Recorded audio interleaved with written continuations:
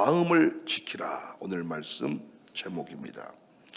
한 건축가가 이런 말을 했어요. 모든 위대한 건물은 눈에 보이지 않는 부분에서 시작된다. 아무리 외관이 아름답고 첨단 기술이 동원된 건물이라 할지라도 기초가 부실하면 무너지는 것은 한순간입니다. 세계적인 고층 건물 중에 하나인 엠파이어 스테이트 빌딩, 우리 탐방 중에 방문한 곳이죠. 무려 433.2m 높이로 하늘을 찌를 듯 솟아있지만 역시 그 아래로는 엄청난 깊이의 기초가 놓여 있습니다. 강철과 콘크리트를 수십 미터 아래로 박아 넣어서 그 높이가 지탱될 수 있도록 하는 거예요. 반면에 이탈리아의 피사의 사탑, 지면 아래 기초가 겨우 3m밖에 되지 않아서 완공 직후부터 기울기 시작했어요. 아름답게 지은 건물이지만 기초가 부실했기 때문에 기울어진 겁니다. 지금은 이 기울어진 것 때문에 전 세계 관광 명소가 됐어요. 그런데 기초의 깊이에 따라서 건물이 바로 서 있느냐 틀어지느냐 결정이 됩니다. 우리 인생도 마찬가지예요. 겉모습이 아무리 화려해도 마음의 기초가 무너지면 인생 전체가, 신앙 전체가 흔들립니다. 요즘 그리스도인들은 배우다 싶을 만큼 표정 연기를 잘합니다. 내일 교회를 떠날 것이면서 오늘까지 웃고 아무 일 없었다는 듯이 사랑합니다 인사할 수 있습니다. 놀랍죠? 그리스도인은 외적인 성공 이전에 마음을 지키는 일을 가장 먼저 해야 합니다. 하나님 오늘 분명히 말씀했습니다. 23절에 모든 지킬 만한 것 중에 더욱 내 마음을 지켜라. 생명의 근원이 이에서 난다. 지킬 게 많지요. 우리 건강도 지켜야 되고 자녀도 지켜야 되고 재정도 지켜야 되고 명예도 지켜야 되고 강아지도 지켜야 되고. 이번에도 비행기 타고 오는데 강아지가 비행기에 타더라고요. 한 번씩 개가 터는데 막 털이 내 코로 들어오는 느낌이야. 나는 그 개를 비행기 안에서 진짜 막 죽이고 싶은 마음이 드러나가지고, 승무원들은 진짜 좋아서 그러는지 아니면 고객 관리 차원에서 그러는지 개 보고 막 이러고 막 한참 동안 개를 붙여도 개가 막 이러니까 놀래고 이러면서 또 막 친한 척하고. 개가 앞에 타고 뒤에 타고, 앞에는 큰 개, 뒤에는 작은 개. 개도 지켜야 되고 지킬 게 얼마나 많습니까? 그런데 그 모든 것보다 마음을 지켜야 된다는 거예요. 마음을.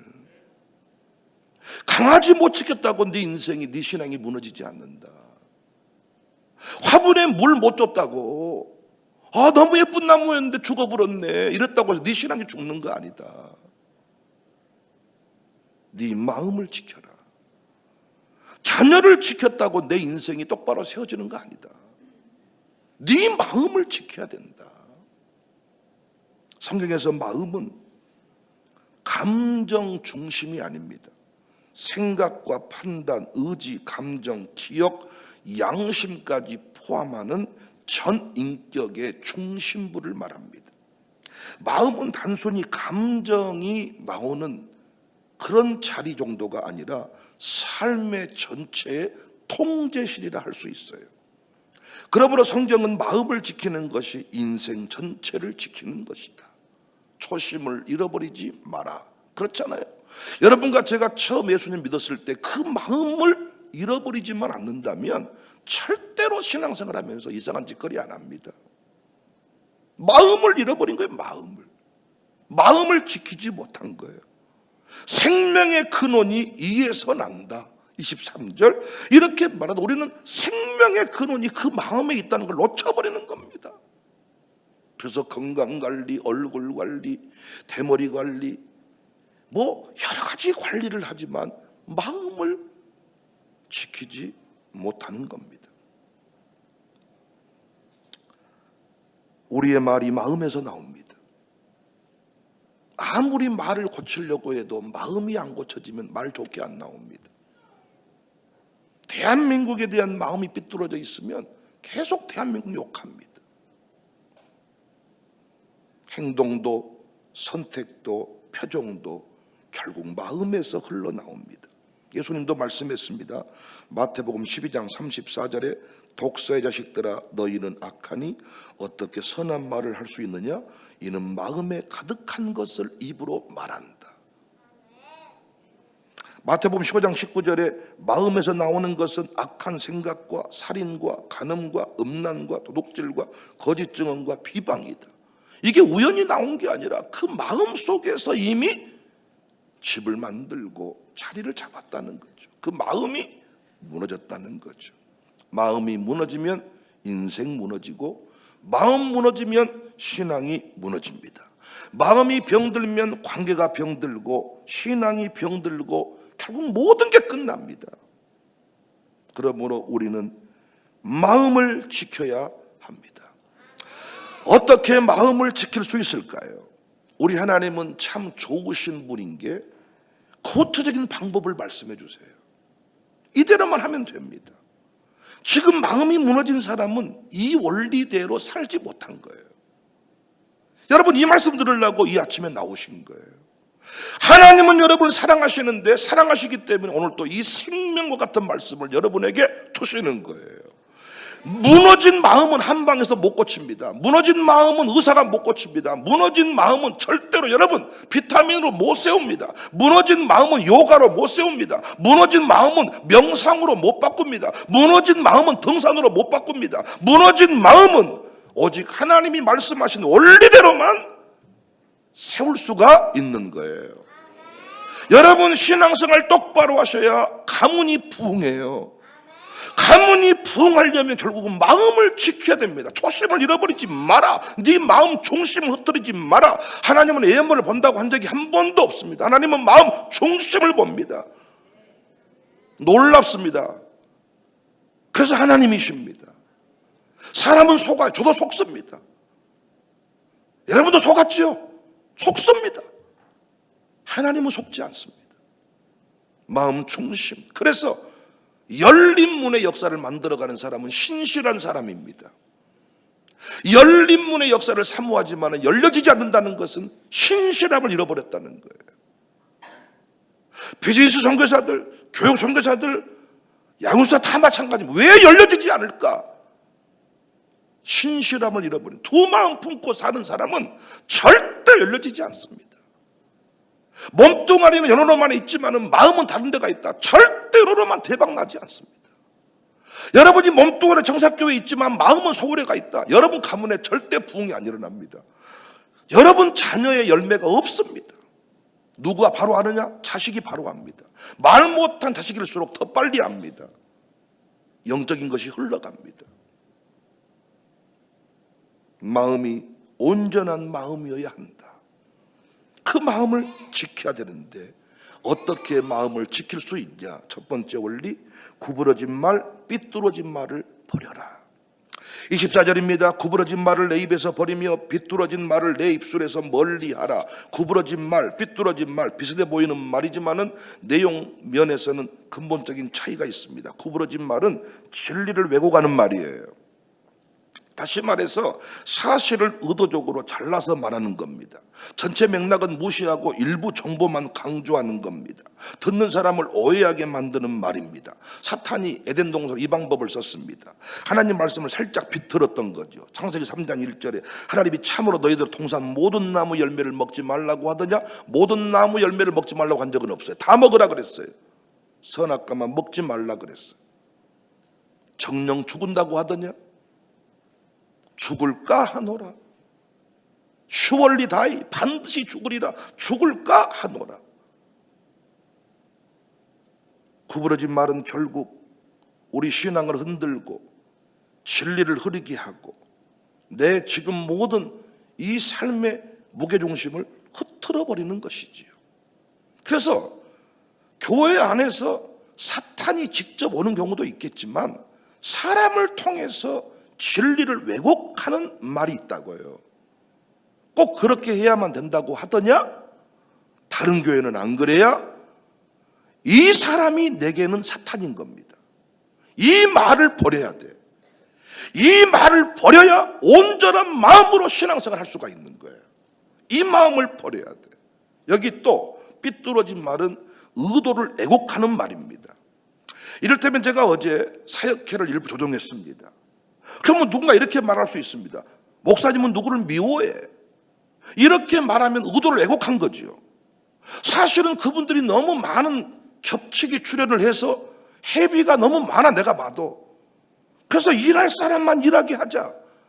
그래서 어제도 그 부분 몇 사람한테 얘기했더니 목사님 사실은 너무 시원해요. 그런데 누군가가 의도를 왜곡할 수 있잖아요. 그러면 신앙 무너져 버립니다. 이때는 누구한테 오는 게 낫겠어요? 목사에게 물어보는 게 낫겠죠. 내가 광고했으니까.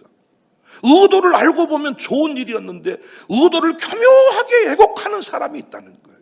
비아냥대고 이상하게 칭찬한 척하면서 비웃고, 이번에 뭐 헌금했다면서 칭찬인 줄 알았더니 은근히 비웃는 거예요.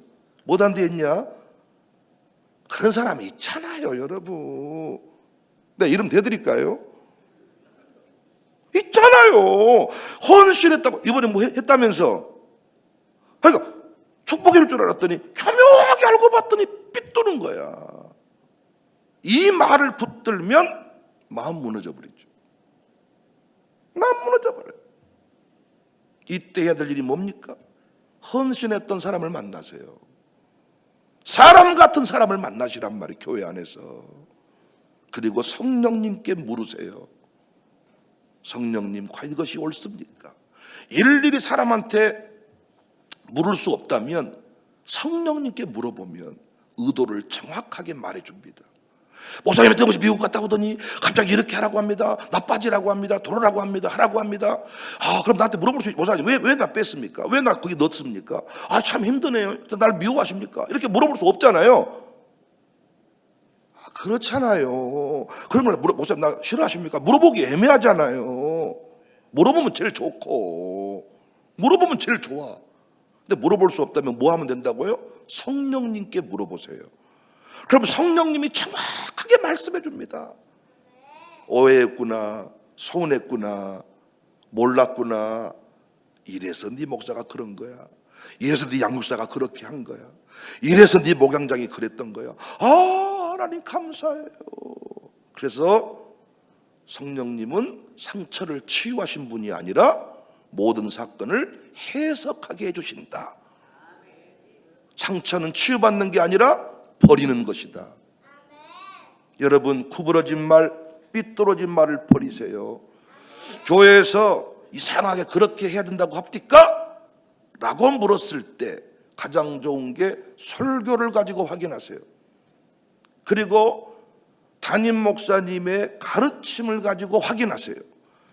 양육사의 말이 다르고 목양장의 말이 다를 때는 담임 목사의 가르침대로 하시면 돼. 제 가르침이 물론 성경을 떠났으면 따르면 안 돼. 그러나 성경대로 가르친 말씀이라면 적용하는 과정에서 1번이 다르고 2번이 달라. 그때는 원본을 찾아서 확인하란 말이에요. 그래서 설교 듣고 기도하는 게 중요하고 설교 듣고 신앙생활하는 게 중요하고. 할렐루야. 개인 상담이 매우 좋지만은 위험한 것은 내가 말 바꾸면 모르고 상대방이 말 바꾸면 모르는 겁니다. 그런데 이렇게 공적인 설교 사역은 뻥을 못 칩니다. 공적으로 제가 말했잖아요.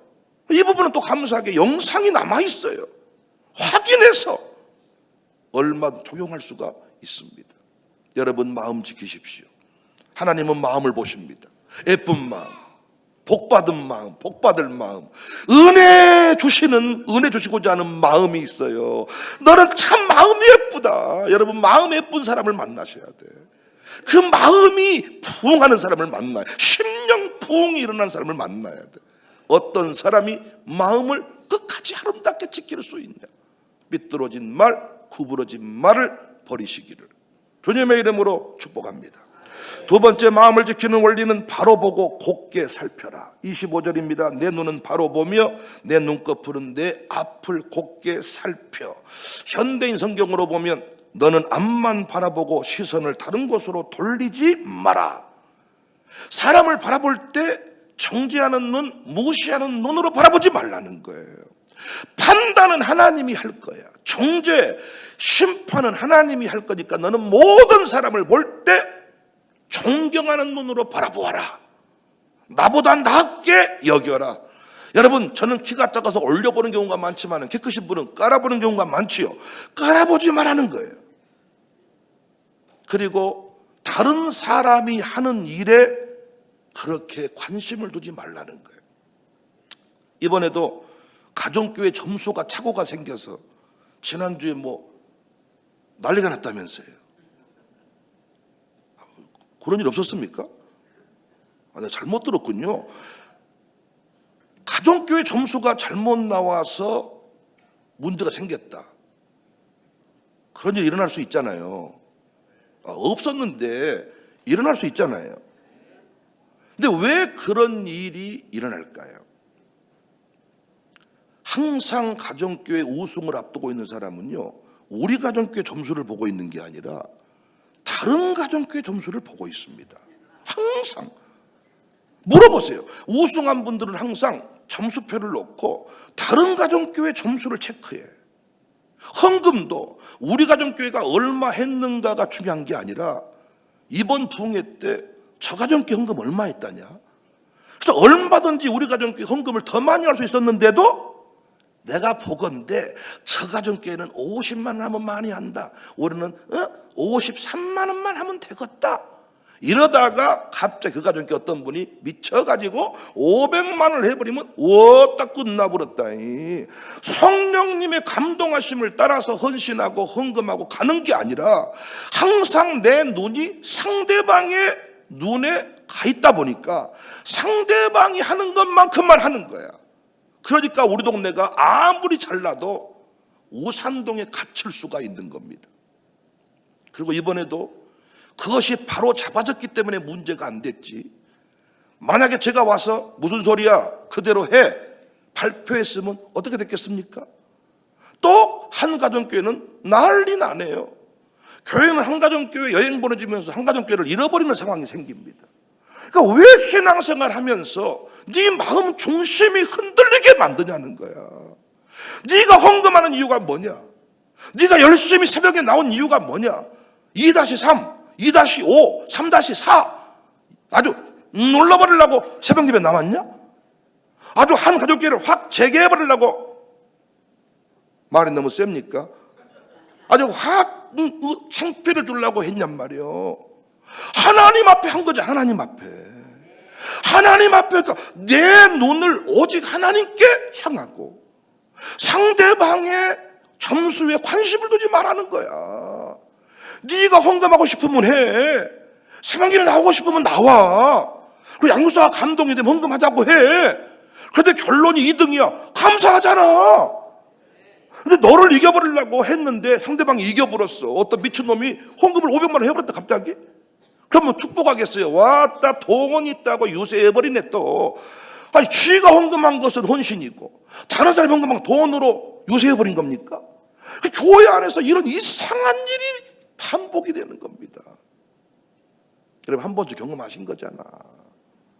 우리가 헌금하면 헌신이고 저쪽 편 헌금하면 돈으로 유세해버리는 거고. 그래서 뭐 어떻게 하라고? 내 눈은 바로 보고 너는 앞만 바라보고 시선을 다른 곳으로 돌리지 마라. 그리고 우리가 1등 못했어. 1등에서 다른 가정교회가 틀림없이 하나님이 그 가정교회 목사님과 깊은 관계가 필요해서 세우신 것이다.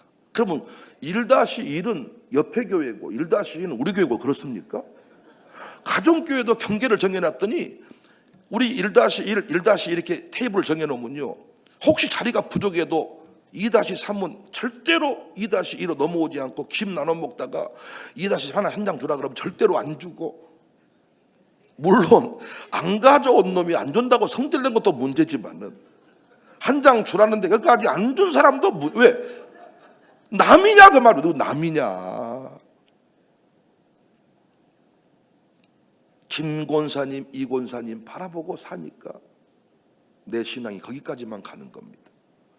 성령님이 하란 대로 했으면 우리 로스앤젤레스가 문제가 아니라 전 세계 어떤 성도보다 탁월해질 수가 있어. 우리끼리 동네 축구 1등하면 뭐한대요? 국제 경기에 나가서 우승을 해야지. 하나님은 열방이고 우주고 땅끝인데 우리끼리 좀 했다고 와 1등이다. 동네 축구 조기 축구 나가서 1등하면 그것이 뭐 가문의 영광입니까?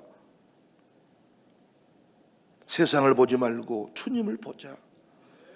나보다 못한 사람 보지 말고 더 잘하는 사람을 보자.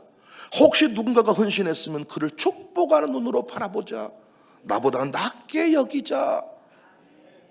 제가 무슨 간증하면 삐뚤어진 마음으로 그 간증의 주인공을 대하지 말고 나도 하나님 앞에 헌신하는 사람이 돼야 되겠다. 축복하는 마음으로 바라보아야 됩니다. 여러분 눈 관리 잘하십시다. 할렐루야. 주님을 바라보고 삽시다. 다른 가정교회 점수 관리하지 말고 우리 가정교회 점수만 관리합시다. 그래서 부흥회 때 옆에 가정교회 헌금 얼마 했는지를 옆에 가정교회 더 잘 알아. 진짜 우리 가정교회는 모르고 재정부도 모르는데 다 알고 있어. 그리고 그 사람의 헌금 수준이 얼마짜리인지 알고 있어. 그 사람 20만 원 이상 못한다. 10만 원 이상 못한다. 그런데 성령이 미치게 만들어서 500만 원 해버린다니까요. 세 번째, 마음을 지키는 원리는 발이 악에서 떠나게 하라. 참 말씀의 원리는 깊습니다. 26절입니다. 내 발이 행한 길을 평탄하게 하면 내 모든 길을 든든히 하라. 좌로나 우로나 치우치지 말고 내 발을 악에서 떠나게 하라. 쉬운 성경으로 보면 내 걸음을 조심해라. 27절에는 곁길로 벗어나지 마라. 여러분 늘 마음이 무너진다면 자주 가는 장소, 관계, 습관을 점검해 보세요. 오늘 이 새벽에도 여러분은 지금 마음이 뜨거워질 겁니다. 마음이 지금 새로워질 겁니다. 근데 이 새로워진 마음, 뜨거워진 마음이 무너진단 말이에요. 이 일이 반복된다 그러면 여러분의 관계를 한번 확인해 보세요. 유혹이 있는 장소에 가는 겁니다. 죄로 이끄는 관계에 매여 있는 겁니다. 흉보는 자리에 늘 가는 겁니다. 말씀을 교묘하게 삐뚤는 사람을 만나고 있는 겁니다. 본질의 의도를 왜곡시키는 사람과 대화를 하고 있는 겁니다. 우리 양육사들 경험 많이 했잖아요. 양육사가 뭔 말을 할 때 못 받아들이고 교회를 삐딱하게 보는 사람이 있잖아요. 뒤에 봤더니 누구? 동생이 있고 아들이 있고 사이가 있고 친구가 있고 뒤에 조종하는 사람이 있더라는 거예요. 나중에 고백하더라고요. 내 신앙이 무너져버린 것이 우리 집안에 누구가 뒤에서 조종했기 때문입니다. 누구를 만나서 그때부터 내 인생이 삐뚤어져 버렸습니다. 그런데 관계를 청산하고 나니까 다시 새로워졌습니다. 그래서 제가 절대 영적 경계를 함부로 넘어가지 말라는 거예요. 영적 경계를 넘어다니다가 교회 떠난 사람이 아주 많아. 그 경계 안에 머물러 있으면 교회 사랑 신앙 안에 질서를 따라 순종하는 게 남아있잖아요. 여러분 늘 설교로 듣는 게 교회 생활에 관한 얘기만 들어서 여러분 화내실지 모르지만은 여러분 아무리 제가 여러분을 치유하고 회복하는 설교를 해도 교회 생활이 똑바로 안 잡히면 다시 상처받잖아요. 교회 생활이 정리가 되면 영적인 게 정리되면 범사가 잘 되잖아요. 요셉처럼 유혹 앞에서 도망쳐야 돼. 그러니까 어떤 사람은 친정만 가면 무너져. 친정만 가면 술 먹고 친정만 가면 고수 덮치고 친정의 문화가 있잖아요. 명절 때 어떤 사람은 어떤 또 친구만 만나면 무너져요. 동창회 갔다 오면 무너져요. 그러니까 그 관계에 단절이 중요하다. 자꾸 이제 어떤 사람은 교회 안에 사람들과 어울려 본들 이제 말이 나오고 하니까 내가 세상 사람과 어울릴란다. 세상 친구가 100번 낫다. 그렇게 하세요. 그런데 여러분 계속 그렇게 살면 진짜 여러분 인생의 위기에 만났을 때 여러분을 위해 기도해 줄 사람은 아무도 없을 겁니다. 혼자 고난의 때 이기시면 돼요. 교회 안에서 어떻게든 연약한 자를 돕고 경계를 지키고 찬양대에 찬양하고 주방 봉사하고 이런 인생을 살다가 내가 보내 문제가 생기면 마음 중심을 다한 기도가 모아집니다. 세상 친구는 편해요. 저도 우산동에 침 못 뱉어도 LA에서는 침 많이 받고 왔습니다. 무슨 말입니까? 서로 불편함이 있다는 거지. 그런데 그 불편함이 나쁜 거 아니에요. 편한 자리에 갔을 때 내가 무너진 경우가 많습니다. 주님 오시는 그날까지 불편한 사람이 있어야 돼요. 눈 뜨면 생각나는 멘토가 있어야 돼요.